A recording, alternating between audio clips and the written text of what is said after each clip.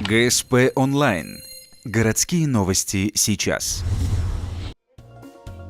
Понедельник, 18:00. Центр славянских культур. Выставка усть-илимской культуры, где старина еще имеет силу.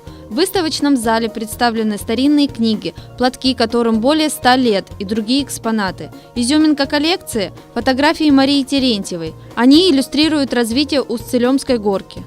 Автор этих фотографий, то, что она собрала, горка в разные годы.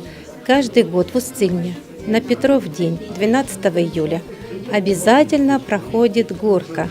В Усть-Илиму съезжаются гости со всей России и за рубежа. Всем хочется посмотреть, что это такое, сохранился островок такой старины. Усть-Илимский край сегодня по праву можно назвать единственным островком древнерусской староверческой культуры. Здесь сохранились традиционные обряды, устои быта, богатые песенные традиции. На выставке каждый желающий смог рассказать стихи, посвященные этому удивительному краю. Гости вспоминали истории, рассказанные еще их родителями. А после все присутствующие пели старорусские песни.